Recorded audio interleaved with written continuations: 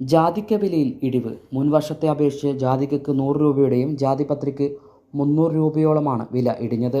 ആദ്യമായാണ് തുടക്കത്തിൽ തന്നെ വില ഇത്തരത്തിൽ കുറഞ്ഞത്. നിലവിലെ സ്ഥിതി തുടർന്നാൽ വരും ദിവസങ്ങളിൽ വില വീണ്ടും കുറയും. മെയ്, ജൂലൈ മാസങ്ങളിലാണ് ജാതിക്കയുടെ പ്രധാന സീസൺ. കഴിഞ്ഞ വർഷം ജാതിപത്രിക്ക് വിപണിയിൽ കിലോയ്ക്ക് 1200, 2000 രൂപ വരെയായിരുന്നു. ഇത് നിലവിൽ 1300, 1700 രൂപയോളമാണിപ്പോൾ.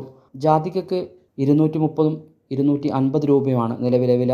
മുൻ വർഷത്തിൽ 360 രൂപ വരെ കർഷകർക്ക് ലഭിച്ചിരുന്നു. കൂടുതൽ ചരക്ക് വിപണിയിൽ എത്തിയതും ആവശ്യം കുറഞ്ഞതുമാണ് വിലയിടിവിന് കാരണമായി പറയുന്നത്. മരുന്ന്, കറിമസാലകൾ തുടങ്ങിയ ആവശ്യങ്ങൾക്കാണ് ജാതിക്ക പ്രധാനമായും ഉപയോഗിക്കുന്നത്. കേരളമാണ് ജാതിക്ക ഉൽപ്പാദനത്തിൽ മുന്നിൽ നിൽക്കുന്ന സംസ്ഥാനം.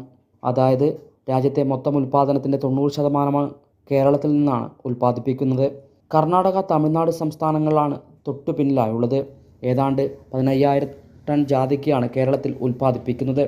ഇത്തവണ ചൂടിൽ ജാതിക്കയ്ക്ക് ഉണക്ക് ബാധിച്ചതും വരും വർഷങ്ങളിലെ ഉൽപ്പാദനത്തെ ബാധിക്കും. ഉൽപ്പാദനം 20% കുറയുമെന്നാണ് കർഷകർ പറയുന്നത്. സംസ്ഥാനത്ത് ഇടുക്കി, കോട്ടയം, എറണാകുളം ജില്ലകളിലാണ് പ്രധാനമായും ജാതിക്ക കൃഷി ചെയ്യുന്നത്. ഹൈവിഷൻ ന്യൂസ്, കേളകം.